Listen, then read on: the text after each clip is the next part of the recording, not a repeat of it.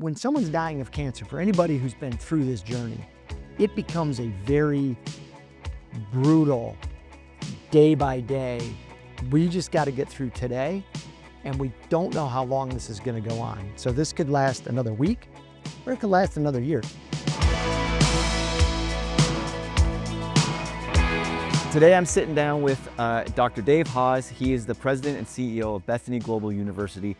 We're going to talk about raising adults versus raising kids. We're going to talk about mistakes that we've made and how we've learned to parent better and grow better.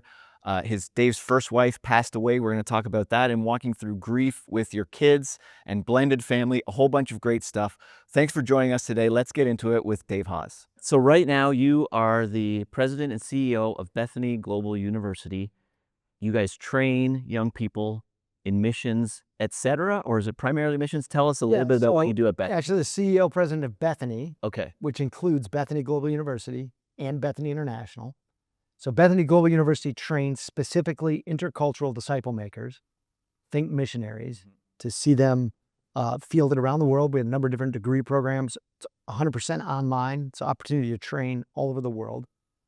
Those students actually participate as fielded workers during the course of their schooling.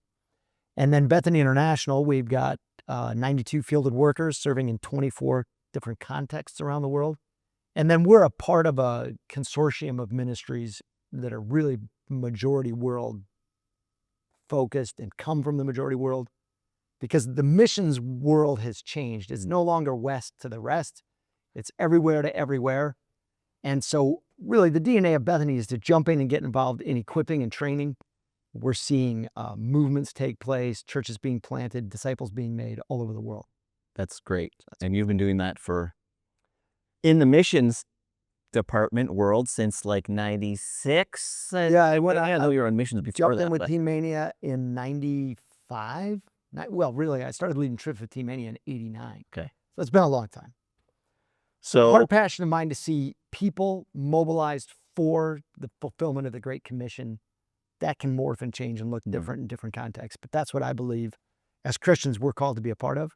All of us, everybody, everywhere, is to be involved in the Great Commission. And that can happen in a whole lot of different ways. you are known to some of the people that'll be watching this as leadership guru Dave. I want to dig into Dad Dave and husband Dave a little bit. So the reason Ryan and I started this program was to help guys with work-life balance, and lots of friends of ours were winning at work but losing at home. You are a high-capacity leader. You're leading an organization. You also had gone through some difficult times. Your first wife, Beth, passed away. Why don't we just start there? Sure. Tell me about that experience. You've got 4 kids. What are the ages of your kids now? 29. She's 28, soon to be 29. 25, 21, 17. 1 girl, My 3 kids. boys. 1 girl, 3 boys. That's right. That's right. So in 2008, my late wife, Beth, was diagnosed with cancer, and then really fought the good fight of faith. And we went through a number of different protocols for 8 years. She ultimately went to be with Jesus in 2016. So at that time, my daughter was about to get married, and then I had the 3 kids at home. In fact, the week that she died on a Monday. We had a funeral here in Minnesota on Thursday. My daughter's rehearsal dinner on Friday. She got married on Saturday, and then we had a funeral and buried Beth in Texas on Tuesday. So it was quite the week of really leaning in on the goodness of the Lord and the tenderness of the Lord, and leading my family, because I had to lead my kids and my extended family. Got to lead them through this process of how do you do this? How do you have 2 funerals with a wedding in the middle of it, and honor the Lord and honor my late wife and celebrate my daughter and all the things that went on during that week. So interesting. How do you lead your kids through something like that? This is an 8-year journey. Yeah, really, 8-year journey. The last year and a half was where she was really, really sick and suffering, and just the difficulty of all of that. And I had to pivot into a space of becoming what's known as the primary parent. I didn't even know what the primary parent was when I started the journey, but I had a child psychologist say, hey, listen, it's going to be really important that you're the primary parent. If your wife were to die, they need to be seeing you as the primary parent. I said, what's the primary parent? They said, well, your kids. If they get hurt, who do they go to? If they have questions about school, who do they go to? If they're hungry, who do they ask for food from? These are all indicators of who the primary parent is. Yeah, yeah. And I thought, oh, I am not the primary parent. So how do I become the primary parent? And the psychologist said, well, you need to start doing all those things so that if your wife dies, they don't lose their primary parent. So, oh, well, that's interesting. I did not know anything about that. So really leaned into that for those last 2 years so that by the time we got to as she got sicker and sicker and sicker, obviously, it became more understanding that I'd be the primary parent because she was taking medication for pain and was asleep a lot. But I think just being intentional with my kids, spending a lot of time with them, being available to them. We also, I got some advice from a psychologist that I thought was pretty interesting. She said, what you need to do is you need to pick an adult outside of your family that your kids would connect well with, each one a different adult, so that they have what she called a go-to adult outside of the family. So if they want to process what's happening in the family, they can process that outside the family. So interestingly, my middle son, Cole, my late wife, Beth, picked all their primary outside the family connections. So my wife picked this woman named Sandy Griffith, who was my middle son, Cole's 5th grade school teacher, to be his go-to person. Well, that's who I eventually married. I got remarried to Cole's go-to person. Wow. So Cole's set. His go-to person's in the house now. But just that connection, they had someone they could talk to outside the home. They knew they could talk inside the home process with me. Some of them were really young. I mean, my littlest was 10 when that died. He's processing in a very different way than my older son, who's, 16, 17 at the time. My daughter, of course, was like 19. So there's just a range of experiences in processing, helping kids walk through that. And then since then, I think in hindsight and what I now know, grief is not something you get through. It's not something I'm now done with grief. It's more like you just are in it and you go through it and it changes you. And then it's different. Today, grief for me is different than it was then. And the woman that I got remarried to, she's just phenomenal. She is a phenomenal woman and really has helped me walk through the process. And if there's still days where there's something that comes up, she's right there. She has been strong with my kids and been there for them. So it's all part of this process. So did this mean you stopped playing softball? Like, what, you stop extracurricular activities? What does it mean now? You're trying to be the primary parent. You're working 9 to 5. You got a job. You can't just quit your job and be home all day and make peanut butter sandwiches. Right. So practically, what did you do to? Well, things changed quite a bit. I mean, you look at the last 2 years of Beth's life. We were at home all the time. She couldn't go out. We weren't going out. The kids didn't go out much. We watched the Waltons a lot because that was Beth's favorite show. We played a lot of games. We just kind of hung out at home. I think, to a degree, after Beth passed away and then I got remarried to Sandy, all of a sudden my kids are like, we're going to the movies. We're going out to dinner. We're going out to adventures. We're doing it. They're like, holy cow, this is a whole world. But it did open up for them because when someone's dying of cancer, for anybody who's been through this journey, it becomes a very brutal day by day. We just got to get through today, and we don't know how long this is going to go on. So this could last another week, or it could last another year. She was in hospice for 13 months, so it can go on a long time. And you just figure out how to survive. There was a lot of chaos in the home in those days. By the time Sandy stepped into the situation, she really changed my entire perspective on parenting because of the uncertainty and chaos that had come into our environment during that maybe for my entire previous marriage. Beth and I just parented differently. So she had to help me with a whole lot of those philosophies. But for sure, that last season that was very chaotic. We had a lot of support from family. Beth's sisters would come stay with us. My parents came to stay with us all summer. So that helped because I still had to go to work and things, and they were helping with the kids. But it was a chaotic season. So you also moved from Texas to Minnesota in the middle of that? Yeah, so we moved from Texas to Minnesota. We just switched. I had been serving with a ministry in Texas for 17 years. That came to a conclusion. And then about 9 months later, I joined a ministry here in Minnesota, Bethany. So we moved in 2013. Now, when we moved in 2013, Beth was in remission. Okay. So it was kind of quiet. We moved 2013, and the cancer came back with a vengeance in 2014 into the spring of 2015. The spring of 2015 through the end of her journey in August of 2016 was the really chaotic. Right. And you run. kind of had got settled here at that point. Yeah, a little bit. Now you're 3 boys and a girl. Was there differences? Obviously there were differences, but what was different? Were the boys, did they handle things similarly and your daughter differently? They're all going through this. Every kid handled it differently. Right. Every kid was different. So how do you handle this different with your kids? Yeah. I think a key for a dad, I think a father in the home, there is a tender affection for your kids, and there's also a strength that your children need to experience. They need to know their strength. I had another child psychologist tell me, your kids are going to ask you, are you going to die too? And don't promise them that you won't, because you can't. You can't promise that. So don't promise, hey, it's going to be okay. I'm not going to leave. I'm not going to die. You can't promise that. But what you can promise, I'm here. I love you. God is in, his eye is on our family. We trust in his goodness. We can hold on to that. God will never leave you or forsake you. I'm here and I'm listening. And I'm being tender and affectionate to the degree that I can. I mean, looking back, there's some things I would do differently. Sure. I said to my eldest son, this is probably within the last 18 months, I said, I'm thankful that you're having grace for me. Please continue to have grace. This was the first time I had ever led my wife to the end of her life and death and buried her and walked through the process. I did some stuff wrong. I'd do some stuff differently. But by the grace of God, we're all going to make it to the future. I appreciate you saying that, because I say that to my kids too. Like, my oldest is 18, and I say, I've never had an 18-year-old before. I'm doing the best that I can. First try.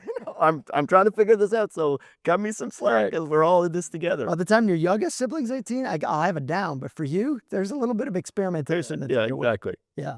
So, okay, talk about, you said, what are some mistakes that you've made on the parenting side of things?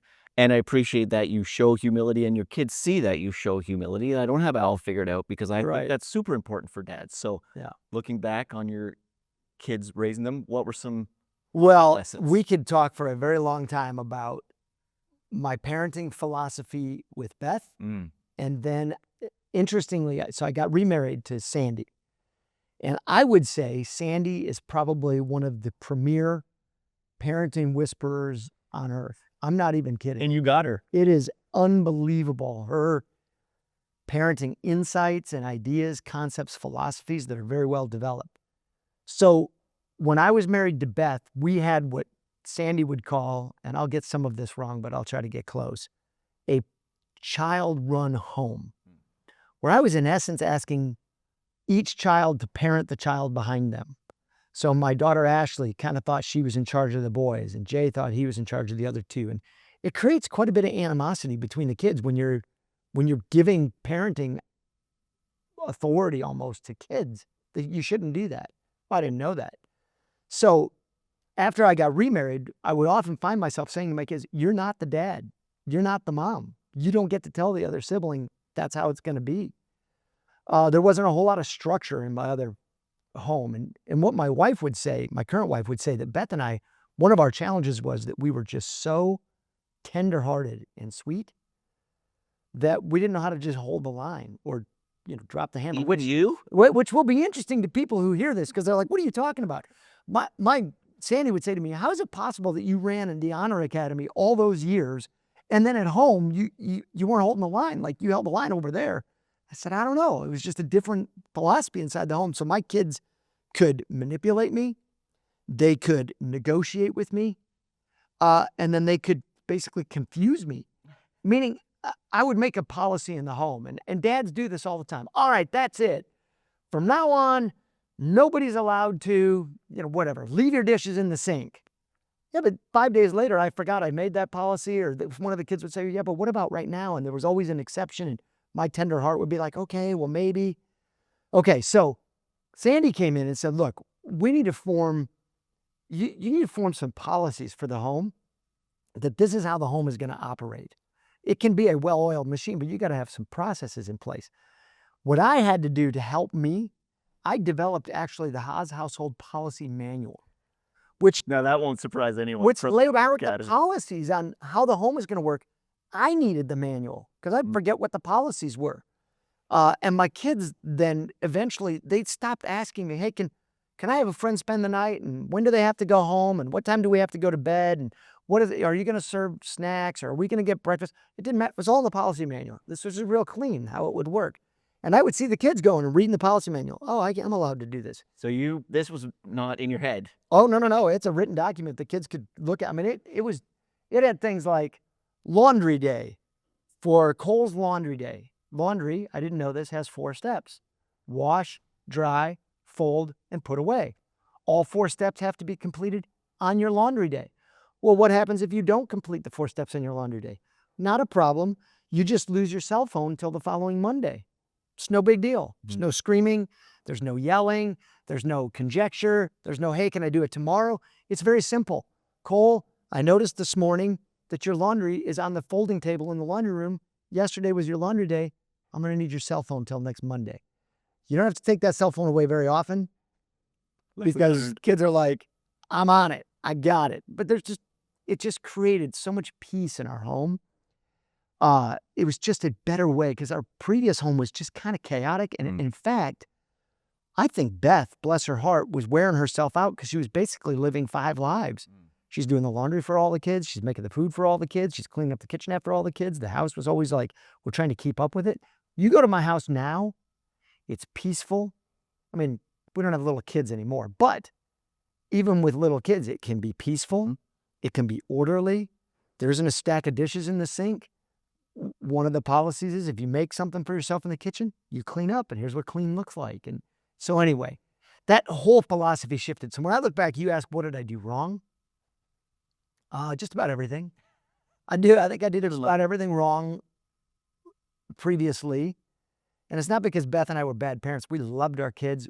We just didn't have structure in the home that was going to lead to peace and then the freedom for kids to grow into adulthood. We were raising kids. With Sandy, we were raising adults. And so it just changed. Everything changed in the new environment. Now, I will say this. For all the blended families that are watching this, blending a family is incredibly difficult. I was never a step parent, right? Because by the time we got remarried, I had 3 boys in the house. Sandy was the step parent. Being the step is really challenging. Because her kids were older. And her kids were out of the house already. She's not only the step, but she stepped into what is considered the most difficult role on earth, and that is to marry a widower and step in and be the new stepmom for a mom who's died and gone to heaven, right? Now it's like, who is this woman? So I have a lot of empathy for her. She stepped into a very difficult situation, handled it beautifully. Our family has blended well. Our kids are 6 siblings. They all now care for each other. They love each other. We have spent a lot of effort blending the family, and it's going really well now, but there's a lot of challenge in the middle of that. Sandy was here. She could talk about that for a long time. So you put in effort, lots of, and don't want to a lot put of in activities. Things. So what? A lot of in the fall, every Sunday we make a big meal. We watch football together. We invite all the kids to our home. The kids that are in the home are there. We're playing cards. We're playing games. We're going on outings. We're going to the movies. We're trying to find adventure for them. So we have a philosophy now: fun but firm. You can be firm, but if all you are is firm, it's not healthy. You got to have a lot of fun, which is the relationship. There's a lot of dads who are like, oh, I can drop the hammer. I can come home and drop the hammer. But if you're dropping the hammer without relationship, you're going to probably end up with some basically rebellion in your home. Like, where's the relationship? So I think you have to bring a whole lot of relationship. Well, what's that look like? That's, if you got young boys, you're working out together, you're running together, you're going fishing, you're hiking, you're watching movies, you're playing board games. I do not like to play board games. I will play them from time to time. If one of my kids sees this, they'll be like, you don't play board games. I don't play much, but I'll play cards. I'll watch a movie together. We'll we'll sit out in the backyard to get like the time has to be there. You got to put in the effort. You got to put in the energy.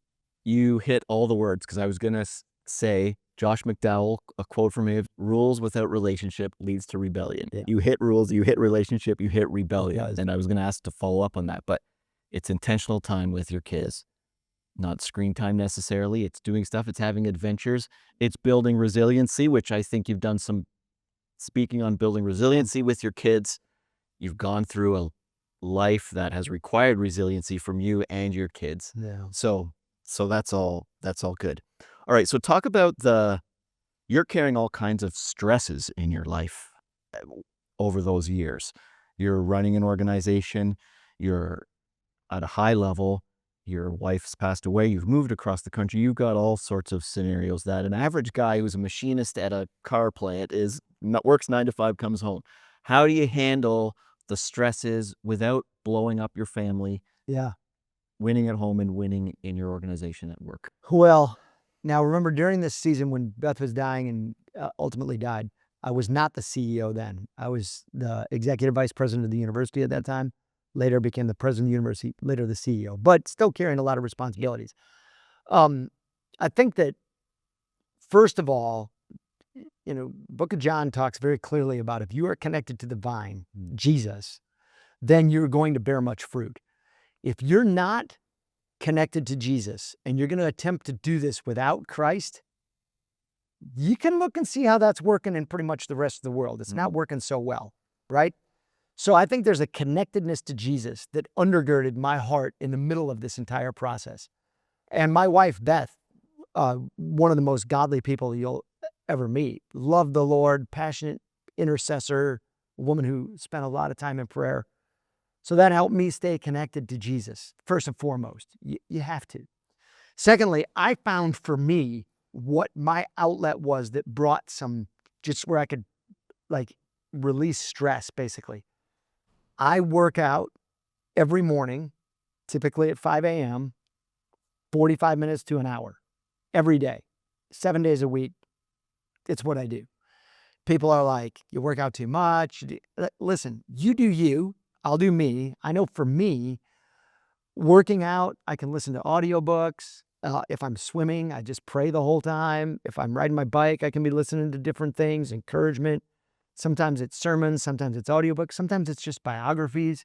Sometimes it's just fun, fun fiction, whatever. I can decompress. I can burn off a lot of energy, which actually gives me more energy later in the day. So I'm spending time with the Lord. I'm working out. I typically work out at 5 a.m. because the rest of my family's asleep. My kids are asleep. I'm not taking away time from my children or my wife. They're sleeping. So I'll slip out the door. I'm up at 4:30 a.m. I'm back by 6:15, 6:30. Everybody's waking up. I'm back. I've already done it for the day. I found that to be a rhythm that I got into, even to this day. The role I'm in right now at Bethany, as the CEO, president of Bethany, it is demonstratively stressful. We're in the middle of a significant turnaround at Bethany. God's in it. There's a flourishing future for Bethany. It's going to be glorious, but it's difficult. It's demanding. It's stressful. I personally involve and include my wife in all of it. I have a 20-minute drive home from work. I call her almost every day, probably 9 out of 10 days. And for 20 minutes, I update her on everything that happened that day in the organization. By the time I walk in the door, we're pretty much done talking about Bethany. We can talk about it if we want to, but we don't have to. But she knows everything that's going on. It's not like I'm living a separate life over here in work or ministry or whatever you're in. It's not separate from my other life. It's merged together. It's all together. My wife knows what's going on. She understands the stressors in my life. She actually has incredible insights for me on, I think you should do this, and I think you should do that. She's a real strong integrator. I'm much more a visionary. If you're familiar with EOS, it's the world we live in. I'm a visionary. She's an integrator, and she integrates my life. Even at Bethany, she gives me great insights, and she can see things that I wouldn't see. We're in it together. Like it's a strong marriage together. So it doesn't ever feel like I've got a separate life from her, which I think is really helpful and really, frankly, critical for a strong marriage, that you're in it together. She doesn't work at Bethany. She would say she has 2 full-time jobs. She's a middle school special educator, and she's the integrator for me at Bethany. She's your advisor. Yeah. All right. So integrating your wife into your life, your whole life, Yeah. not just home and work and separating it, but integrating it together. Also, I think I saw a few months ago you were running with one of your sons, or he had a consequence of like jump in the pond or something. So your kids are integrating into your fitness stuff to some degree too. To a degree. Tell us how you integrate your kids into your hobbies and that whole world. Yeah. So I have always invited my kids to join me working out at the gym, swimming, running, biking, whatever. Some of them have done it more than others. One of my kids, it finally, I could see when it clicked in his brain. He's way down the path now on resilience. In fact, he said to me the other day at lunch, he's like, "Dad, your mind is broken." I'm like, "What? How dare you say that to me?" He's like, "My number is 67. What's yours?" I'm like, "Number of what?" 67 days in a row with a cold shower. And 69 days in a row, I've slept on the floor. I'm like, "Oh, you're finally getting it. You're building a little resilience in your heart and your life. I like it. That's good. You're on it." That kid that day, he had been saying to me, "Hey, I'm going to go work out with you. I'm going to go work out." I said, "Okay, tomorrow morning, 6 a.m. or 5 a.m., we're leaving." He's like, "I'm in." Well, he didn't get up. Now, raising adults, you don't get your kids up. I mean, how many parents are watching this right now that are waking their kids up in the morning? They're like, my daughter was a senior in high school. I'm waking her up for school. What was I thinking? I don't wake any of my kids up anymore. I'll give you an example. This is a little bit of an aside, but it's an interesting one. The vehicle leaves at 10 to 9 a.m. for church on Sunday. Okay. So when my kids were in high school and middle school, I didn't wake them up for church. I didn't hustle them out the door. I didn't stand at the bottom of the stairs and say, "Let's go, let's go, let's." They knew the vehicle leaves at 10 to 9. If you miss the vehicle and you're not in the row with us at church by the end of the first worship song, no problem. Life happens. We get it. You just don't get to play any video games the following weekend. Okay? So one morning, 10 to 9, one of the kids isn't in the car. We leave for church. It's January. It's like 8 degrees outside. Right toward the end of the first song, boom, the kid slips into the row. We live close to the church. His hair is frozen. I'm like, "How'd you get here?" He's like, "I ran." He made it. They just don't miss. Like, why am I waking my kids up? So anyway, that morning, I don't wake him up. I'm not going to go wake him. "Hey, it's time to go work out." You want to work out? You told me you're going to work out. You gave me your word. You weren't there. So when I got home from the gym, he was up and I said, "Hey, you did not work out with me this morning. So now we need to do some training. So we're going to go for a run." So we ran like 5 miles. At the end of it, I said, "Hey, you know what would be actually pretty cool? You should jump in this pond. It's the middle of winter. The ice has just gone off it and come back on and gone off." For the people who saw the video later, and many of them commented hostile and insane things like, "Oh my gosh, you're going to break this child." But he's a 17-year-old young man. He's going to be fine. What they didn't know is I said to Nick, "You don't have to jump in the water, but I think you should do it." He was like, "All right, I'll do it." So he jumped in. He did it. Just to push him. I mean, I firmly believe that if every one of us every day did one thing that just took you a little bit beyond your comfort zone, I'm not talking about wildly beyond your comfort zone. I'm talking a little bit. You're going to become more disciplined in your mind. Your mind is going to become hardier. You're going to develop grit. You're going to develop discipline. So I'll give you an example. Every morning I go in my bathroom. I roll a dice. If it's a 6, I take a cold shower. I don't know which days it's going to be a 6. There's some days I go in there and I'm like, I really hope it's not a 6 today. And it's a 6. That's okay. It's a cold shower. That's my hard thing for that day. For some people, the hard thing might be park at the back of the parking lot. It might be take the stairs instead of the escalator. It might be skip the donut in the morning. I don't know what your hard thing is. For me, the hard thing has become more and more challenging because it's got to be a hard thing. I find personally that in working out, like pushing myself physically, I can get to the end of myself really fast. So you'll hear me talk a lot about developing resilience through doing hard things physically, because for me, that's how I get to the end. You're on mile 7 of a run, your mind is pretty soon telling you it's time to stop. And you're like, okay, now I get to do a hard thing. Make sense? So same thing for my kids. I'll just challenge them. Hey, what's your hard thing today? For them, it might be what would seem very simple to you and me. Right. But for them, it's a hard thing. And then you honor them for that and cheer them on and high five them and say, "Good job. I'm proud of you. You're doing a hard thing. This is great. Tomorrow, pick a hard thing. Let's go." Okay, this sounds crazy and insane to some people. What do you say to them? You're too hard. You got too many rules. You're pushing your kids too hard. Yeah, how's that working out for you? How's that working out for those people or something? You're pushing your kids too hard. and their kids are living in the basement at 24 years old. Why are your kids living in the basement at 24 years old? Because you haven't actually shown them yet how to be an adult. And frankly, I'm going to get pretty strong here. There should only be one man in your house. When you have two men in the house, one of them needs to leave. So is it going to be you or your 21-year-old son? It's time to go. Go be a man. Step out and go be a man. Oh, you're pushing your kids too hard. Oh, the brain isn't fully developed and all this nonsense that's going on in our culture today. Look at the culture. Uh-huh. We have a culture of young people that are screwed up with this, and I'm not saying it's not that it's done. My challenging of my kids is done in an environment of love where they know they're loved, they're cared for, they're safe. My heart is with them and I'm going to challenge them. So it's not in an environment where it's like cracking the whip on them and, I'm going to show them. Not at all. They know I love them and I'm going to challenge them. They don't always accept the challenge. They don't always step up and do it. That's okay. I still love them. But they do move out when they're adults. Right. That is going to happen. In fact, we form a contract with our kids in about their junior year of high school. And the contract says exactly how the launch process is going to work. I told you I have this thing in my heart to develop like a 4 or 5 month kingdom launch intensive that really helps young people get it and understand how post-high school, how to launch. Well, I think a part of that curriculum is going to have to be some parenting coaching to help parents set their kids up to launch. My kids, under my new parenting philosophy, when they're in college or when they're 16, 17 years old, they know what the path to launch already looks like. They're actually eagerly looking forward to it. So when the time comes for them to launch and go be a man, they're ready to go be a man. They're going to make some mistakes. They're going to face some challenge. They're going to face some hardship.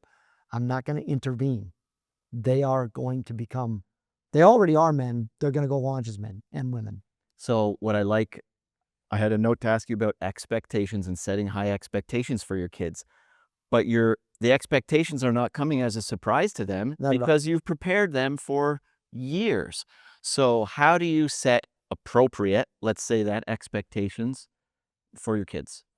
Yeah, there are certainly age-appropriate responsibilities that you can give your kids, but your 4-year-old can be unloading the dishwasher, can be folding laundry, can be keeping her room clean, can be putting away her toys, can be obeying on the first instruction. That can all happen with a 4-year-old.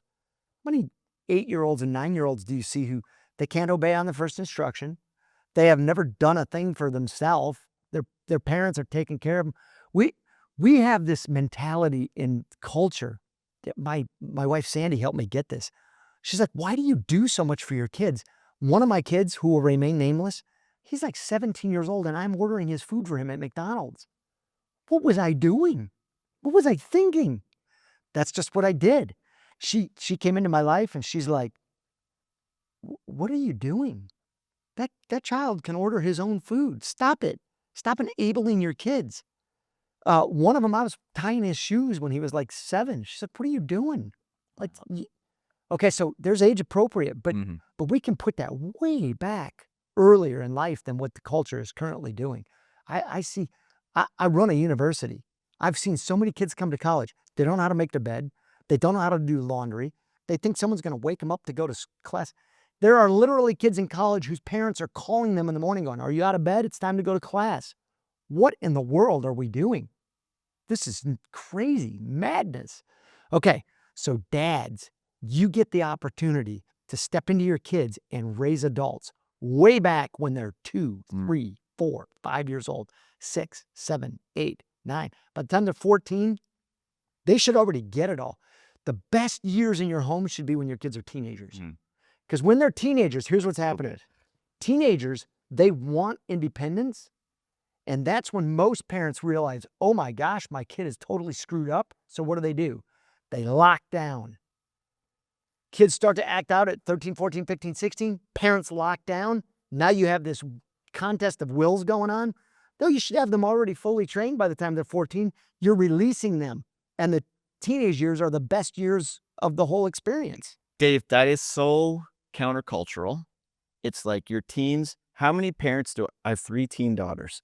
Yeah. Oh, Or, you must be going through the hard times. And like, yeah, no, It's I'm great. loving it. It's like having 3 extra moms around that are helping with the organization. But our culture has built this monster of teenage years, and it's the exact opposite of how God, I believe, intended it to be. Absolutely. So Absolutely. the best year should be in your teen years. You look So into good. culture, and what the culture's doing is coddling kids for the first 14 years. Don't don't put any challenges to those kids. Don't put any demands on them. There's a book. It's a secular book, but it's written by the guy who invented the Spartan races. Okay. It's like 10 rules of resilience for your kids. And you go read his book, and this guy's like, one Christmas, I think he put his kid's presents on the top of a mountain because the kid needed to demonstrate some resilience, right? Way beyond what people would think is even allowable.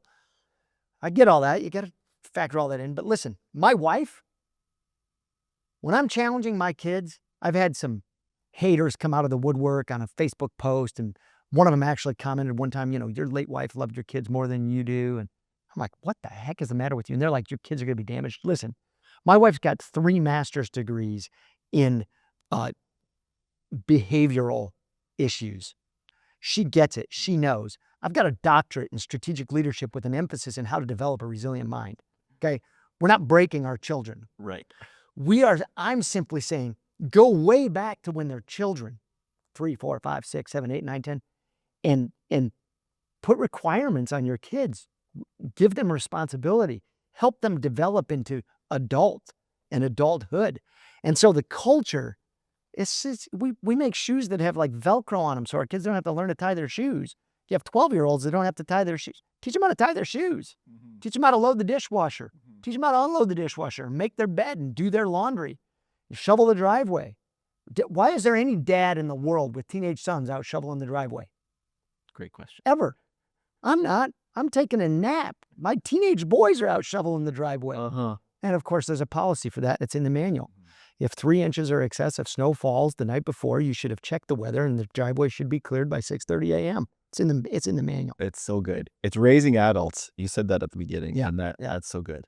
So Obviously, there's going to be times it doesn't work, it breaks. there's great. Life There's your happens. family. Right. Not the We have pair. a saying like, maybe the kid didn't get his laundry done on Wednesday because one of the other kids, the car broke down the night before and we had to go get him. We just say, hey, life happens. We get to decide, however, when life happens. We say that this is a life happens.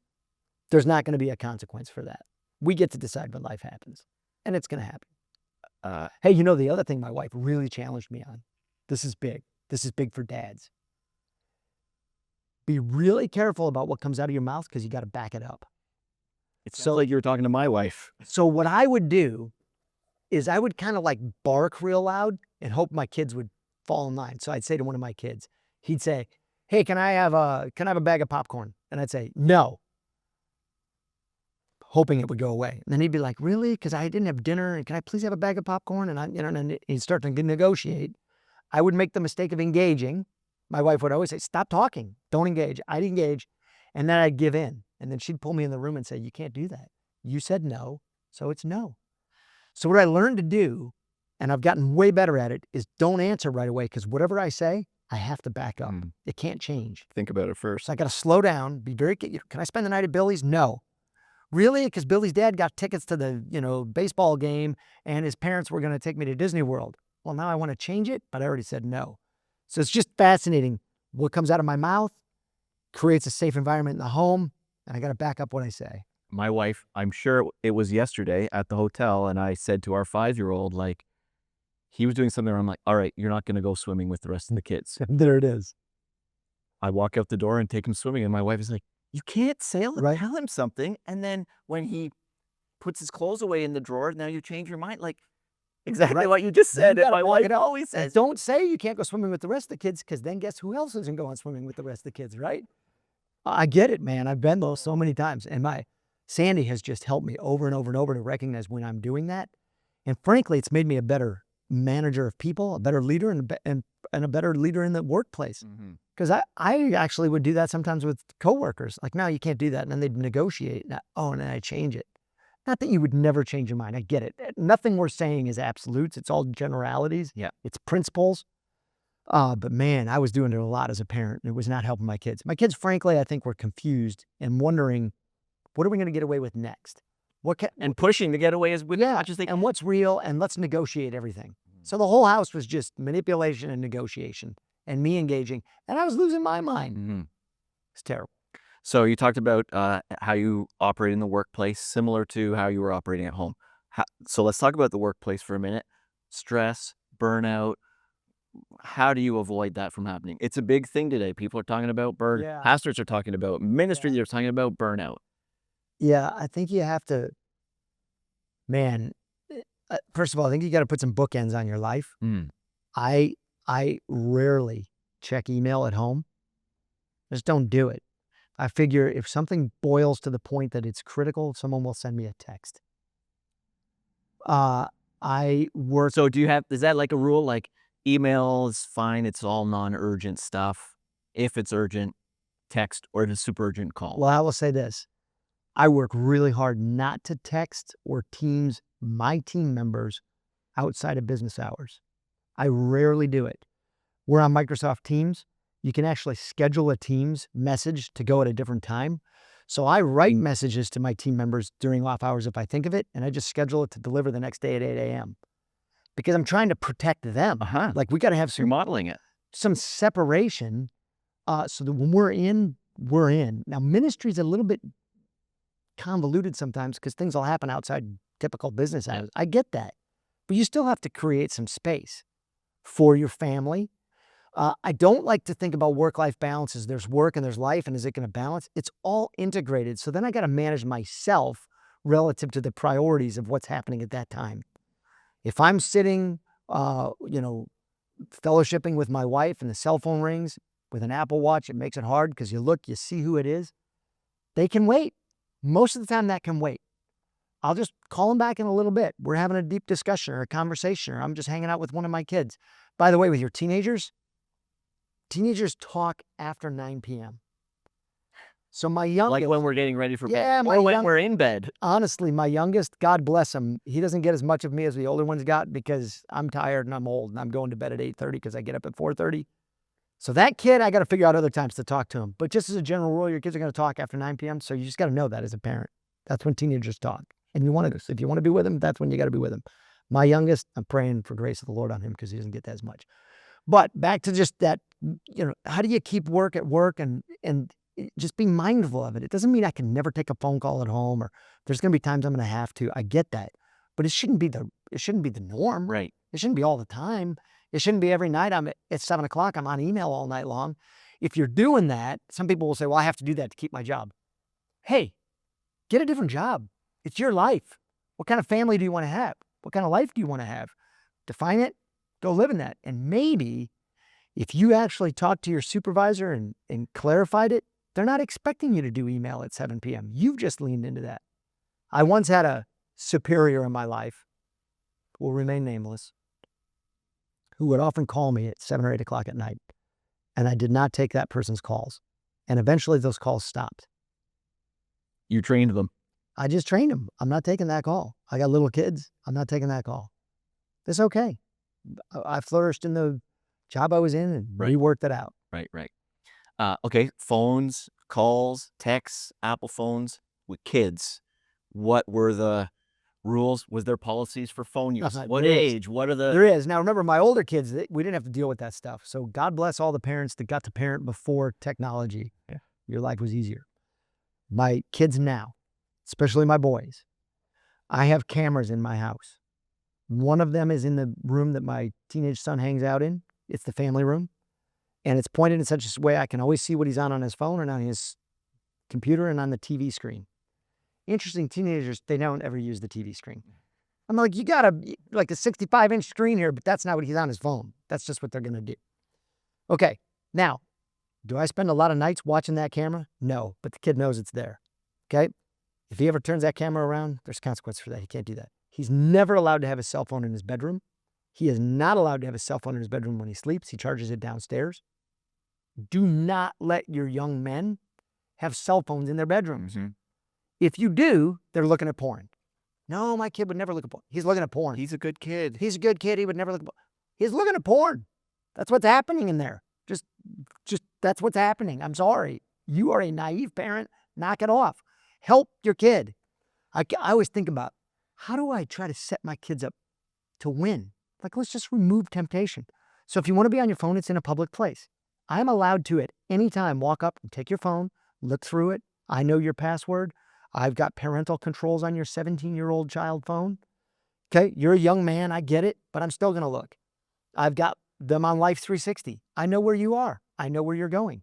He has me on Life 360. This is like a tracking. Yeah, Life 360 is an app that you can see where your kids are all the time. You actually can see how fast they're driving on the highway too, which is super helpful. One of my kids one time, such and so has just completed a trip, top speed 102 miles an hour. I challenged him. I'm like, what are you doing? He's like, I think the app is broken.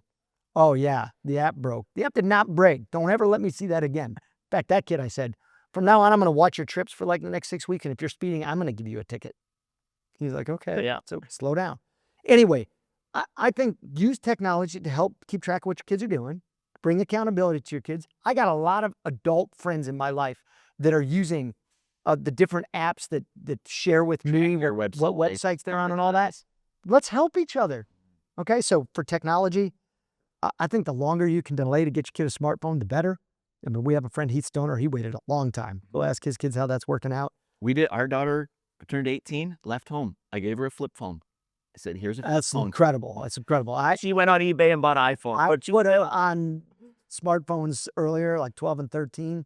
In hindsight, I might do that differently. We have some rules around video gaming. When they're younger, it's like Friday and Saturday night only.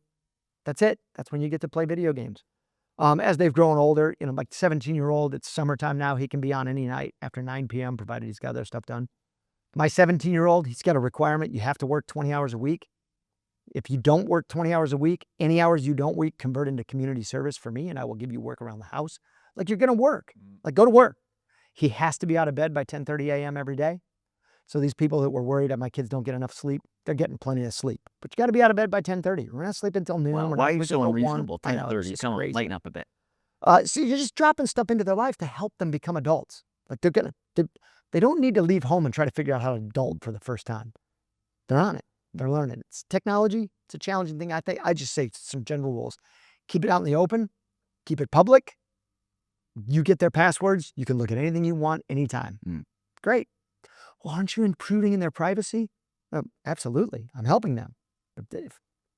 I love them. Yes. Of course I'm going to intrude in their privacy. I want to help them win, like you just said. Absolutely. Am I getting his phone once a week and going through all of his stuff? No, I'm not. But I could. All right, let's just spend a minute talking about disagreeing with leaders.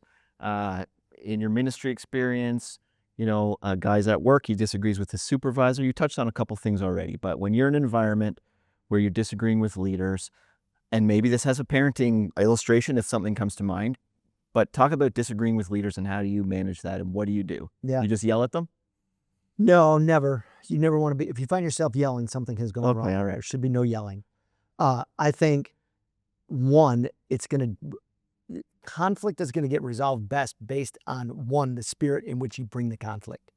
So if I have a superior, and I've had a number of them over time, bosses, and some strong bosses, who are brilliant and sharp and driven and fantastic.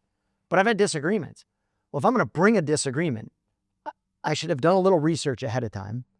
I want to keep the emotion out of it as much as possible and lay out a rational disagreement and recognize they get to disagree with me. Ultimately, they unless we're having a disagreement about something that's ethical or morally wrong, they get to choose a different path. I got to be okay with that. So there's always, I think, going to be a little bit of dissonance between you and anybody you're working for. Okay? The question, you're not always going to be on the same page No. on every single decision. Of course not. So what you have to decide is, how much dissonance am I going to live with? If the dissonance is this much, I can live with that. If it's this much, I can't live with that. Right. But I got to be able to live with some dissonance here and recognize my ways are not always the right way. And even as the CEO, my way is not always the right way. I have leaders that are working with me that come to me and they're challenging my thinking. They're going, Dave, I don't think we're thinking about this right. Have you thought about this? Have you thought about this? You know what? I think you're right. I have to be willing to change and walk in humility. But if I'm challenging, absolutely, if I'm challenging them, I should come respectfully. I should come in a spirit of humility. And I should make the issue about the issue and never about the person. Mm. As soon as it turns into being about the person, stop. You've left the field of play and you're not going to resolve conflict. And recognize they get to choose. So they may disagree with you and do something different. You got to be okay with that. Right. And have the humility that that's. Just decide which hill you're going to die on. Uh-huh. Let's not go die on them all. Mm-hmm. No, that's good. All right. I've just spent a few minutes talking with Dave Hasz, President and CEO of Bethany Global University. If people are interested or parents have young people looking at future post-secondary options, and there's a million terrible, horrible options, what are the good things? Tell me about Bethany and how parents can get involved in. Yeah. So Bethany's got two main divisions. One of them is Bethany Global University. One of them is Bethany International. Bethany International, we're doing work all over the world, fielded workers, partners, etc. Bethany Global University is 100% an online university that's geared toward developing and equipping intercultural disciple makers.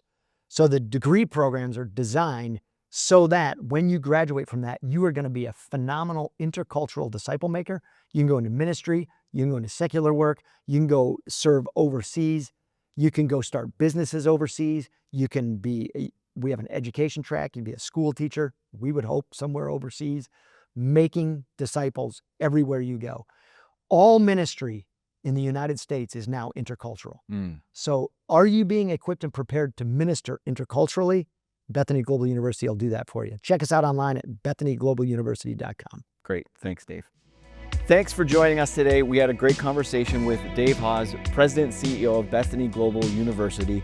We talked about raising adults versus raising kids. We talked about going through grief as Dave lost his first wife, and he gave some super practical things about dads being intentional in your home with your families, in your most important organization, and cultivating wisdom from our mistakes. We talked about some mistakes. Thanks for joining us. If you're watching on YouTube, please like, please subscribe, please share. If you're listening on the audio podcast, please rate and review as we're helping men thrive and cultivating wisdom from our mistakes. We'll see you next time.